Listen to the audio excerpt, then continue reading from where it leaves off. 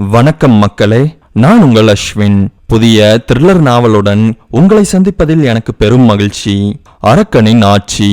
இது ஒரு மெகா நாவல். கதை மிகவும் பிரம்மாண்டமாக இருக்கும். கதையை கேட்க தயாரா? வாருங்கள், கதைக்குள் செல்வோம். ஒரு கிரீடம், ஒரு ராஜ்யம் அரக்கனின் வருகைக்காக காத்து கொண்டிருக்கிறது. அரக்கன் வருகிறான் ஆட்சி செய்ய. A for apple, B for ball, C for cat தானே. ஸ்ரேயா ரித்து என்கிற ரிதன்யாவிற்கு பாடம் எடுத்து கொண்டிருந்தாள். தினமும் இதே தானே சொல்லிக் கொடுக்கற, இன்ட்ரெஸ்டிங்கான ஏதாவது கதை சொல்லு. ரிதன்யா ஸ்ரேயாவிடம் வேண்டினாள். கதையா? சொல்றேன், இன்ட்ரெஸ்டிங்கான ஒரு கதையை சொல்றேன். உனக்கு ராஜாவோட கதை வேணுமா இல்ல சிங்கத்தோட கதை வேணுமா? எது இன்ட்ரெஸ்டிங்கா இருக்கோ அதை சொல்லு. லேட்டாச்சே, நாளைக்கு சொல்லட்டுமா? இதழ்களை அழுந்த மூடியபடியே ரிதன்யா லேசாக தலையை கவிழ்த்தாள். இப்பவே உனக்கு கதை சொல்றேன். ஒரு ஊர்ல ஒரு ராஜா இருந்தாராம். ஸ்ரேயா கதையை சொல்ல தொடங்கியவுடன் ரிதன்யா கூர்மையாக கவனிக்க தொடங்கினாள். அப்பொழுது அந்த அருமையான சூழ்நிலையை கிழித்து கொண்டு துப்பாக்கிகள் வெடிக்கும் சத்தம் கேட்டது. டம் டம் டம். ஸ்ரேயாவும் ரிதன்யாவும் ஒரே நேரத்தில் பயந்து விட்டார்கள். ரித்து, என் கூட வா, இங்க இருக்கிறது சேஃப் இல்ல. ஸ்ரேயா ரிதன்யாவை அழைத்து கொண்டு சேஃப் ரூமை நோக்கி போனாள். அவள் முதுகிற்கு பின்புறமாக துப்பாக்கிகள் வெடிக்கும் சத்தம் கேட்டுக்கொண்டே இருந்தது.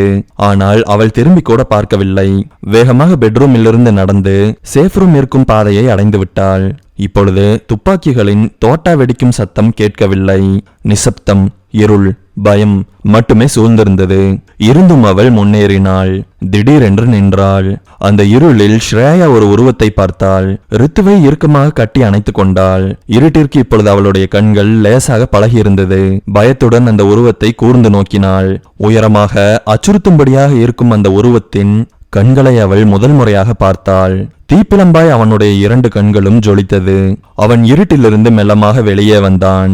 இப்பொழுது ஸ்ரேயாவால் அவனை பார்க்க முடிந்தது. அவனுடைய அச்சுறுத்தக்கூடிய பலம் கொண்ட உருவம் ஒரு பயக்குளிரை ஸ்ரேயாவின் உடம்பில் பாய்ச்சியது.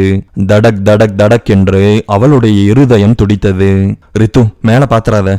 இன்னும் கொஞ்சம் ஆழமாக ரித்துவை இடுப்போடு சேர்த்து பிடித்து கொண்டாள். அவன் தயங்காமல் அடி மீது அடி வைத்து மிகவும் மெதுவாக அவர்களை நெருங்கிவிட்டான். ரித்துவின் கரத்தை பிடித்தான். ஏய், அவளோட கையை விடு. ஸ்ரேயா அவனுடைய கரத்தை தட்டிவிட்டாள். ஆனால் அது அவளால் முடியவில்லை. இரும்புத்தனமாய் இருந்தது அவனுடைய கரங்கள். ஆனால் அவன் ரித்துவை மிகவும் மிருதுவாகத்தான் பிடித்திருந்தான்.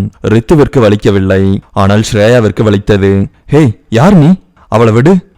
அவள் சொல்வதை பற்றி கவலைப்படாமல் ரித்துவின் கரத்தை பற்றி மென்மையாக இழுத்தான். ஸ்ரேயா திரும்பவும் கரத்தை விளக்க முயற்சி செய்தாள். ஆனால் அவன் ரித்துவை இழுப்பதில் மிகவும் கவனமாக இருந்தான். அவள் தன் இரு கரத்தை எடுத்து அவன் அகண்டர் மார்பில் வைத்து அவனை பின்னோக்கி தள்ளினாள். அவள் எதிர்பார்க்காத விதமாக பலார் என்று அவளுடைய கன்னத்தில் அறைந்தான் அவன். கன்னத்தை பிடித்து கொண்டு நிலை தடுமாறினாள் ஸ்ரேயா. ஆனால் உடனடியாக சுதாரித்து கொண்டு ரித்துவை எடுத்து தன் மார்போடு அணைத்து கொண்டாள். அவளின் அணைப்பு மிகவும் இறுக்கமாக இருந்தது. ரித்துவிற்கு லேசாக வலித்தது. அவள் நெளிந்தாள். ஸ்ரேயா கத்தினாள், ஹெல்ப் ஹெல்ப், யாராவது வாங்கலேன். இப்படி கத்தியவள் அங்கே நிற்காமல் வேகமாக ஓடத் தொடங்கினாள். அந்த நீண்ட வராண்டாவில் ஓடும் பொழுது அவள் ஹெல்ப் ஹெல்ப் என்று கத்திக்கொண்டேதான் இருந்தாள். அவளுக்கு அப்பொழுது பயம் ஒரு உந்து சக்தியாக செயல்பட்டது. அவன் அவளை துரத்தவில்லை. ஸ்ரேயா எப்பொழுது வெறுங்காலில் பளிங்கு படிகளில் வேகமாக இறங்கினாள். தரைத்தளத்தை அடைந்தாள். அவன் அவளை துரத்தாதது அவளை பொறுத்தவரையில் ஒரு அதிர்ச்சியாகவே இருந்தது. தேவையில்லாமல் நாம் தான் கற்பனை செய்து கொள்கிறோமோ என்று நினைத்த ஸ்ரேயா திரும்பி பார்த்தாள். அவன் முதல் மாடியில் நின்று கொண்டிருந்தான். ஸ்ரேயா ஒரு பெருமூச்சை வெளியேற்றினாள். அவன் வரமாட்டான் என்ற சிறிய நிம்மதியை அவள் உணர்ந்தாள். ஆனால் திடீரென்று அவன் முதல் மாடியிலிருந்து குதித்து நேரடியாக உறுதியாக ஸ்ரேயாவிடம் வந்து இறங்கினான். ஸ்ரேயாவின் முகத்திற்கு அருகில் அவனுடைய முகம் இருந்தது. இவள் வெளியேற்றும் பலமான மூச்சு காற்று அவனுடைய முகத்தில் பட்டது. ரித்துவை இப்பொழுது அவன் பற்றினான். அவனை நோக்கி அவளை இழுத்தான். ஸ்ரேயா ரித்துவை கொடுக்காமல் அடம்பிடித்தாள். சில நொடிகள் போராட்டத்தில் கழிந்தது. ரித்து இப்பொழுது அவனுடைய கரங்களில் இருந்தாள். ஸ்ரேயா பெருங்குரல் எடுத்து அழுதாள். அவன் மெதுவாக அந்த இடத்தை விட்டு நடக்கலானான். ஸ்ரேயாவால் அவனுடைய செய்கைகளை பொறுத்து கொள்ள முடியவில்லை. அவனுடைய தோள்களை பற்றி தொங்கினாள். ஆனால் அவன் சளைக்காமல் முன்னோக்கி நகர்வதை மட்டுமே குறியாக கொண்டிருந்தான். விடு, அவளை விடு. ஸ்ரேயா எப்பொழுதும் அவனுடைய தோள்களில் தொங்கிக் கொண்டுதான் இருந்தாள். ரித்து கைகளை அசைத்து ஸ்ரேயாமா ஸ்ரேயாமா என்று அழுதாள். நடந்து கொண்டிருந்த அவன் நின்றான். அச்சுறுத்தும் வகையில் தலையை திருப்பி ரித்துவை பார்த்தான். அவனுடைய கட்டை விரல்களை எடுத்து இதழ்களின் மீது வைத்து ரித்துவை அமைதியாக இருக்கும்படி கட்டளையிட்டான். ரித்து உடனடியாக மூச்சு பேச்சில்லாமல் அமைதியானாள். அவளுடைய அழுகையும் கூச்சலும் அப்படியே நின்று போனது. ஸ்ரேயாவும் கூட ஒரு நொடி தன்னுடைய போராட்டத்தை நிறுத்திவிட்டு இதை பார்த்தாள். ஆனால் அவளால் இப்படியே ரித்துவை விட முடியாது. ஏதாவது செய்தாக வேண்டும். இப்பொழுது திரும்பவும் அவன் நடக்க தொடங்கியிருந்தான். ஸ்ரேயா வேகமாக அங்கே காவல் காத்து கொண்டிருந்த ஒரு செக்யூரிட்டி கார்டை நோக்கி ஓடினாள். இருட்டில் அந்த செக்யூரிட்டியின் முகம் சரியாக தெரியவில்லை. அண்ணா ப்ளீஸ் நான் ஹெல்ப் பண்ணுங்கண்ணா, ஏன்னா அசையாம இருக்கீங்க அண்ணா என்று அவள் கத்தியும் கூட அந்த செக்யூரிட்டி நகரவில்லை. அவனிடமிருந்து எந்த ஒரு பதிலும் வராததால் அவனை இவள் தொட்டாள். தொட்டவுடன் அவன் வெட்டப்பட்ட மரத்தை போல தரையில் சரிந்தான்.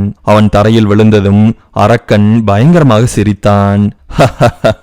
ஸ்ரேயா பயத்துடன் அந்த சிரிப்பை கேட்டுவிட்டு செக்யூரிட்டியை இன்னும் நெருங்கி அவனுடைய முகத்தில் கை வைத்து பார்த்தாள். முகமெல்லாம் ரத்தம்.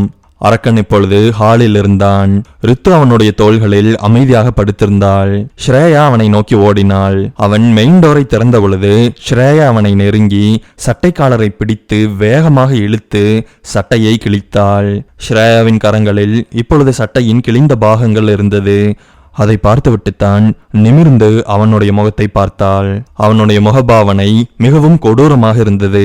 கோபத்தில் அவனுடைய கண்கள் எரிந்து கொண்டிருந்தது. ஸ்ரேயாவால் அவனுடைய கண்களில் இரத்த வெறி இருப்பதை பார்க்க முடிந்தது. ஸ்ரேயா இப்பொழுது கெஞ்ச தொடங்கினாள். ப்ளீஸ் அவளை விட்டுரு. அரக்கன் ஸ்ரேயாவை முறைத்தான். அவளை தரையில் தள்ளிவிட்டான். ஆவென்று கத்தியபடி ஸ்ரேயா தரையில் விழுந்தாள். அவளால் வலியை தாங்கிக் கொள்ள முடியவில்லை.